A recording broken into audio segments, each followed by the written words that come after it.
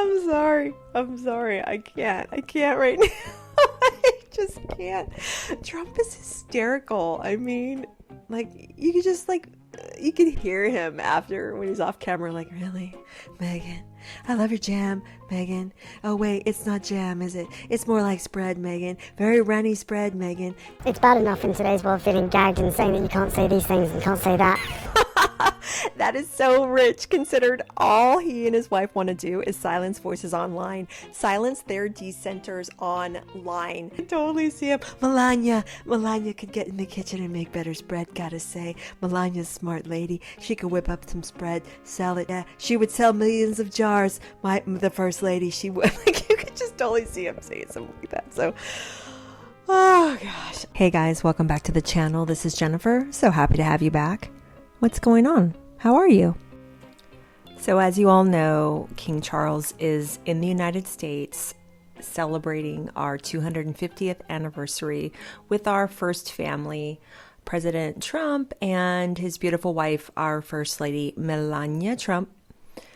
This is such a beautiful picture. I absolutely love this. And I have to tell you, this is so funny.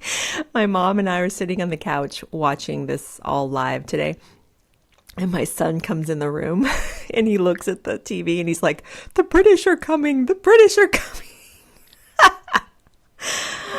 I was like, oh, he's so my son. I love it. He knows I love the royal family. It's really funny how he's like, Mama, do you love the royal family more than America? I was like, no, honey, I'm a proud American, but you know, I do love my royal family. But I just thought that was really, really funny. And I wanted to share that with you. And also, this is just a little edit in here. The rest of the video, I'm going to be talking about Harry's visit in Ukraine, but I just wanted to insert this little picture here to remind us where the real soft power lies. And although I don't, agree with everything Charles does, I don't necessarily agree with his political agenda.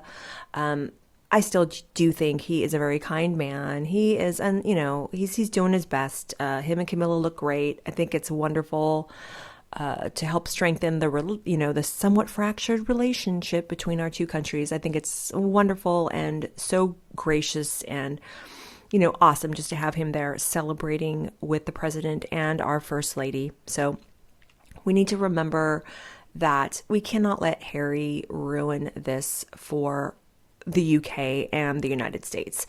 He's just a petulant, selfish child who's trying to steal the attention, basically. And we just have to remember who are the real leaders and newsmakers, and it's not Harry. Okay, so we'll obviously be seeing more of this wonderful trip as the days unfold, and this today, as I'm filming this, is just the beginning, of the king and the queen's visit, but just a wonderful shot, and yeah. So let's get into the video, guys. I'm just sitting here chilling like a villain, and I gotta say, I'm not the villain here because there's a lot of stuff I'm going to talk about this week because this is craziness that's going on. I'm telling you, I pray, Lord, that I do not get too snarky on this one because it's going to be very, very easy to get riled up because these two insist on riling us up. So of course we have to get riled up because, we're pointing all this out and it's crazy. But let's start with this whole Ukrainian thing. Okay, please. So like I said, this is just going to be a fun one, a little bit of just a nonsensical rant. My microphone plugged into my iPhone. So yeah, he spoke in front of the Open Ukraine Foundation. It's this summit of international leaders and military people, and they're discussing security and resilience. And he stood up and said, I'm a soldier, not a politician. Actually, he stated, I am not here as a politician. I'm here as a soldier who understands service. Oh, okay. So you're technically not a working royal. You're still a titled royal, albeit not an official working royal capacity. So you're a private citizen, Harry. So he's talking about, I'm a soldier, not a politician, all this kind of stuff. In the past, he said, just call me Harry. We all know what he said in the past when Archie was born. Him and Meghan said at the onset that they didn't even want him titled. Okay. There's things that he's done and said on this trip that are directly contradicting this because he contradicts himself all the time. But why is he even getting attention, folks? He's getting attention because of who he is, because he's the king's son, and because he is a prince. That's why he's standing up there talking to these people in the first place. So for him to try to, in certain ways, he wants to remind us constantly that he's royal, but then in other ways, when he's doing stuff that he knows is going to be looked at as contradictory, he has to point out, well, I'm just a soldier who served. And I'm wearing all my medals. Don't forget, because whatever I'm doing, I have my medals on. And it's like, okay, well, then what's stopping any soldier that has served from standing up at the Open Ukraine Foundation, Harry? I mean, can you have this make sense to me, please? And then this interview that he gave to ITV. Have you guys watched this interview? The man, all he does is contradict himself. So I'm going to play a little bit. And we need to discuss, okay? Let's talk about your speech yesterday. I mean, I thought it was a significant intervention. I mean, you said you weren't a politician, but you mentioned American leadership, Russian leadership. Now you're no longer a working...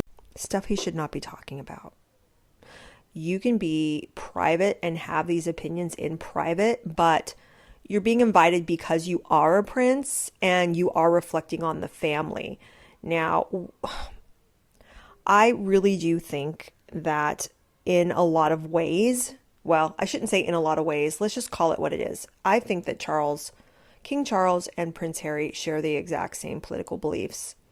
Whereas Charles obviously isn't as vocal, being the monarch. He's supposed to be a unifier for his people. He's not supposed to be someone who's speaking out on individual issues, things like that. He's caught a lot of heat in the past for ignoring Christianity, seeming to favor another religion, if you know what I'm saying. So I do think that Charles is overtly political in a way that Her late Majesty Queen Elizabeth II was not.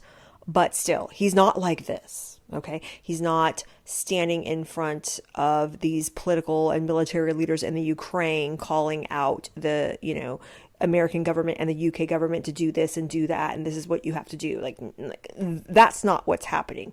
It's soft diplomacy where the king is concerned. But this man shouldn't be doing this. But the only reason why he's doing this is because he's the king's son. So the whole thing, this entire thing is smoke and mirrors and a walking contradiction. On one hand, I'm a soldier, just call me Harry. And on the other, I'm a prince, I'm born to do this. But let's continue, shall we?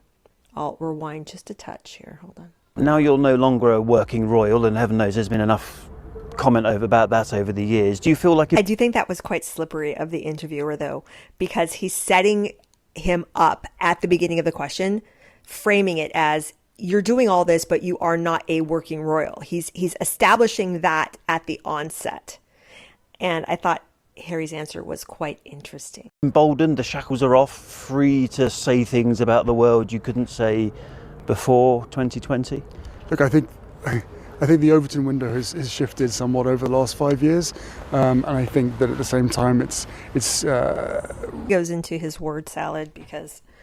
hanging out with Meghan for almost a decade, you're gonna spend some time at the salad bar, okay? But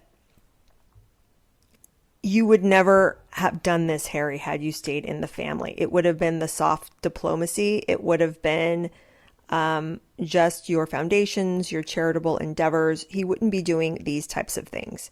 The king has a visit coming up in my home country, where he's going to be celebrating American independence with our president, Donald Trump. And even that is not designed to be an overtly political event. It's designed to be a celebratory, dignitary event, okay? So this man has no business. He has no business doing what he's doing. And I'm going to play you a clip of when... Trump was at his desk in the Oval Office and someone asked him about this clown. But again, here we go. I think that at the same time, it's what would worry me is if we live in a world where anyone in my position or anybody anywhere can't speak about the very things and the realities that we're seeing. And Just anyone can't stand up in front of the summit in the Ukraine like you did. Okay. Someone who's just anyone can't go to Jordan like you and your wife did, can't visit royal hospitals, can't march across the sand on Bondi Beach and merch clothes like you and your wife can. Well, he's not, but his wife is. But he's trying to make it seem the way he's answering the question is that he's just basically doing his duty as a citizen of the world. But again, he's downplaying his royal status and just saying that. You see what I mean? It's like he constantly flip-flops. On one hand, he's an entitled elitist who feels, I mean, I've always said I think that Prince Harry is just like Andrew in the sense, I was going to say Prince Andrew, but just like Andrew in the sense that very entitled, very selfish, very spoiled. I am a blood prince. I am born to do this. You cannot take my titles away. How dare you?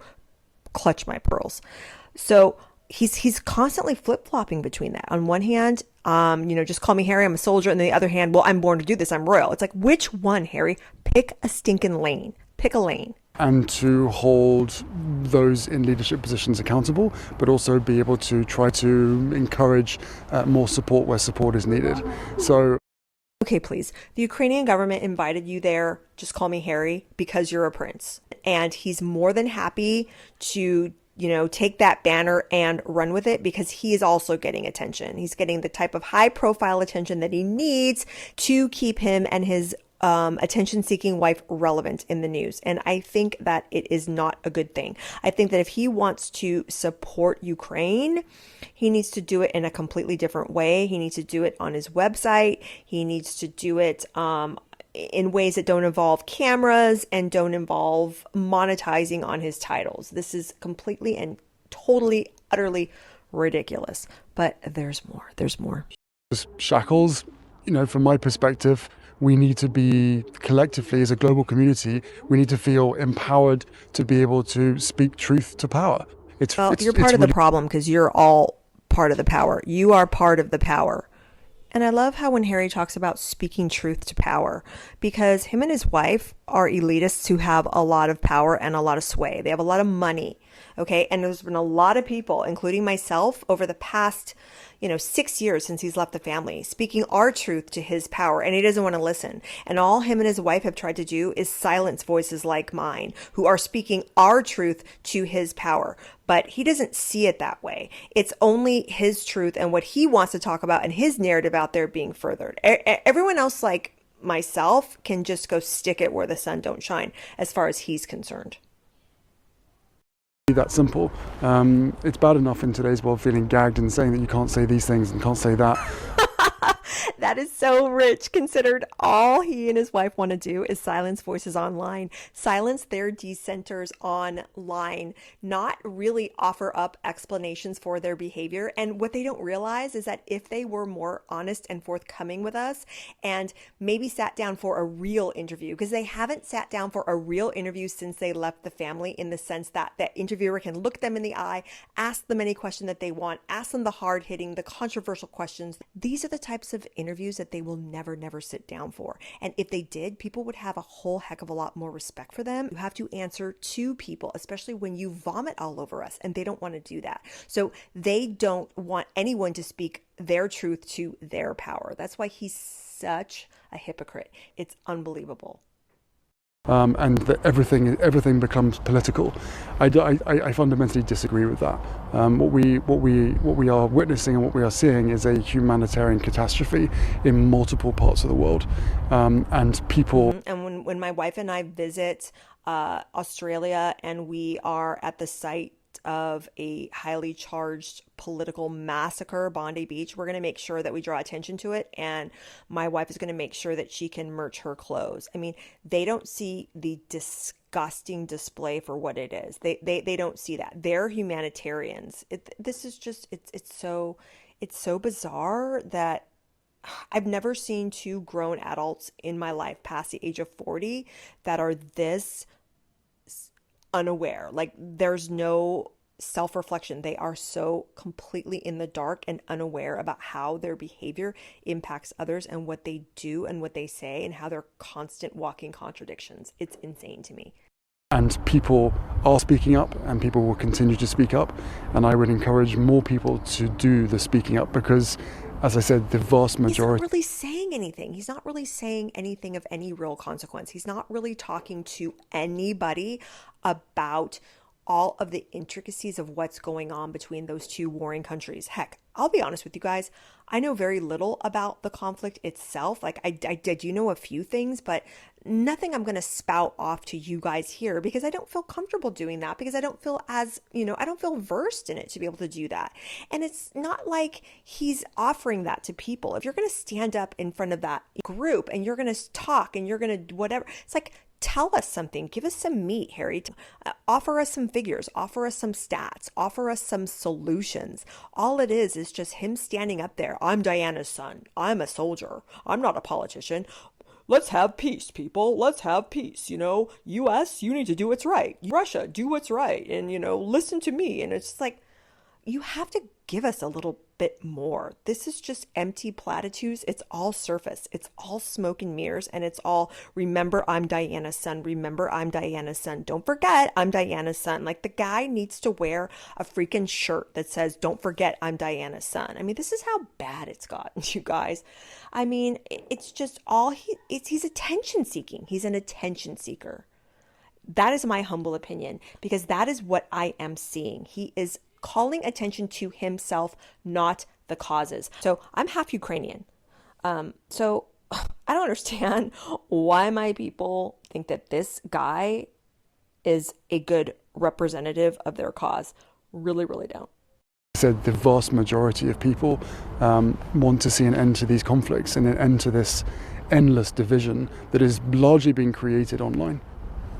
Yes, well, I would venture to say that you and your wife are a huge, huge divide online, and you perpetuate it. Well, you started it and you're perpetuating it online. The untold amount of damage in the UK and Commonwealth that him and his divisive wife did on the subject of race cannot be understated, to throw out unverified and unprovable claims. And they did. Make no mistake about it. They did. They did so much damage, and then they backtracked. And then they said, oh, remember how he told Tom Bradby, Meghan didn't say that. That was the British press. I mean, are you kidding me? But it gets even better, ladies and gentlemen. Before we move on from this sad, sorry, tired subject of Harry's Ukrainian visit, just watch this. Harry, do you recognise that phrase, not a working royal? I mean, it strikes me, you're obviously from the royal family, you're here doing a trip, bringing attention to a really important cause that risks being... The reporter's kind of sucking up to him, as if to say, well, yeah, they can say all they want that you're not a working royal, but look at you. You're such a shining star, calling attention to such a really important cause. And Harry just kind of, smirks a little like, I know. They can say that all they want. It's like, come on, stop pandering to the man, okay?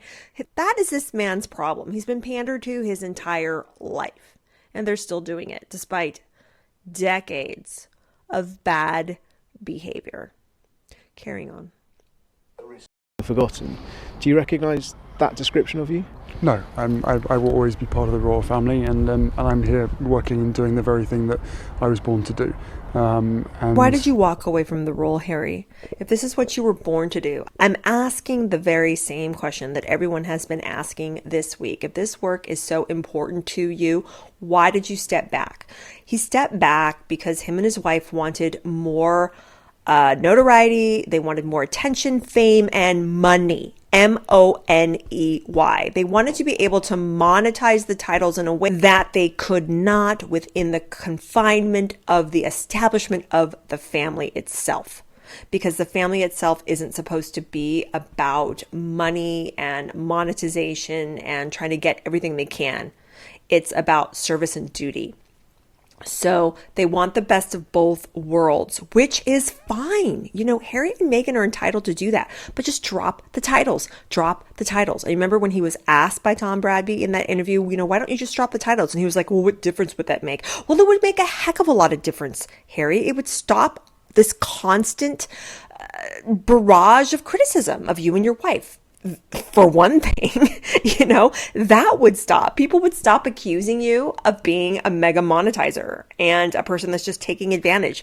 That whole narrative, that whole area of criticism in your life that is thrown at you 24/7 would be shut down immediately. If you and the wifey would be like, you know what? We don't care about the titles. We're going to go around the world and we're going to do whatever we want and we're going to call attention to causes. Great. Awesome. Then people would have a whole heck of a lot less to say about you. So he's basically, I just find it interesting that he knows that he's constantly contradicting himself in his words and actions, and he constantly has to kind of wiggle around words and phrasing and the way that he tries to frame himself. So and this reporter's asking him, they say that you're not a working royal, how do you feel about that and all that? And he's just like, well, I'm always going to be a member of the family and this is what I was born to do. So if you were to ask him, are you a working royal? He would say yes. But the way Harry thinks about it is that I'm a royal and I'm out here working. I'm out here doing the important things. That's how Harry kind of rectifies that in his mind, is that he's a royal, he's born royal, and he's just out there fighting the good fight and working to, shine a light, so to speak. That's what him and Meghan love to say. But there's a difference between being a royal person who's working for a living and a person who is royal working within the confines of the establishment of the monarchy. And he doesn't seem to grasp that. Well, I think that he does know the difference, but he doesn't appreciate the difference or want to have his come to Jesus moment about what that difference is, because his ego will not let him. He can't drop the ego. You can still do all this great work. You could still go out and call attention to any noble cause that you and Meghan want to, Harry, and you can still do it and have as much of an impact in your own lives. You can feel good about yourself, basically, and wake up and feel like you're doing your part. And you can still do it without having a title and without being a prince and without constantly calling attention to the fact that you are a prince and are a member of the family. But he can't do that. He can't drop the ego. This is going to continue. And this is going to continue because, I'm sorry, in my humble opinion, Charles is weak. He's very, very weak, and he's allowing this to happen. And you know what? Bless the man. But Charles, in my opinion, I think he feels guilt over the way that he treated Harry's mother. He feels guilt about the way that the boys were treated after her death. He himself wasn't a very hands-on dad. He admitted to that, all this kind of stuff. So he feels a lot of guilt. So there's a reason why he hasn't taken away the titles and he hasn't done to Harry what he has done to Andrew. In Charles's mind, well, Harry hasn't behaved as badly as Andrew, therefore I can't do that. And moreover, I can't do that because look at all the damage I inflicted on my son, because he's looking at it from the point of view of a dad, not from the point of view of a monarch and someone who's supposed to be a figurehead for the nation. He needs to reprimand his son in public. And the way to do that is to take away the titles, to take away his son's ability to profit off of and monetize those titles, because it cheapens the entire institution. He can extend an olive branch and all the love and support that he needs to his son in private behind closed doors. But in public, this man needs to be reprimanded and the titles need to be taken away. In my opinion, Charles cannot do that. And he will not do that. He will not. I don't believe, and some people are saying that, the palace and Charles are holding off on maybe doing anything about this man and his wife until after the US visit. No. This is going to continue as long as Charles is monarch. And unfortunately, Harry and his wife can do a lot of damage. The only saving grace we have, you guys, is that the older George and Charlotte and Louis get, the more irrelevant that this man is going to be. Thank the Lord. Thank the Lord. And I enjoy doing it. I enjoy being able to do these trips and come and support the people that... You enjoy the attention, and it keeps you in the news, and it strengthens you and your wife's ability to make money. And hopefully bringing attention to issues that, for one reason or another, drop out of the news. Because I'm sorry, you guys. I just can't. I can't even finish the clip. It's just so infuriating. It's such word salad. It's nonsensical. It means absolutely nothing. I can't listen to the salad without my blue cheese dressing. Okay, so moving on. Actually, This is really, really funny. This is really funny. I love this. I love Trump's face and his response. He is so sarcastic during this entire thing. So it starts off, the reporter asks him something to the effect of, oh, you know, Prince Harry is in the Ukraine and he's speaking out. And what do you think about it, basically? Prince Harry? Yes, sir. How's he doing? How's his wife? Please give her my regards, okay? No, I don't. Prince Harry is not speaking for the UK, that's for sure. I think I'm speaking for the UK more than Prince Harry. And you know what Trump means, don't you? It's like he doesn't have an official dignitary role anymore. What is he doing? What is he doing? That's what Trump means. But I appreciate his advice very much. Great advice. I'm sorry. I can't right now. I just can't. Trump is hysterical. I mean, like, you could just, like, you could hear him after when he's off camera, like, really, Meghan? I love your jam, Meghan. Oh, wait, it's not jam, is it? It's more like spread, Meghan. Very runny spread, Meghan. Gotta say, very runny spread. I bought better spread at Walmart, Meghan. You could totally see him. Melania could get in the kitchen and make better spread, gotta say. Melania's a smart lady. She could whip up some spread, sell it, have a really great label on it. Yeah, she would sell millions of jars. The first lady, she would. Like, you could just totally see him saying something like that. So, oh gosh, I'm getting too punchy here right now.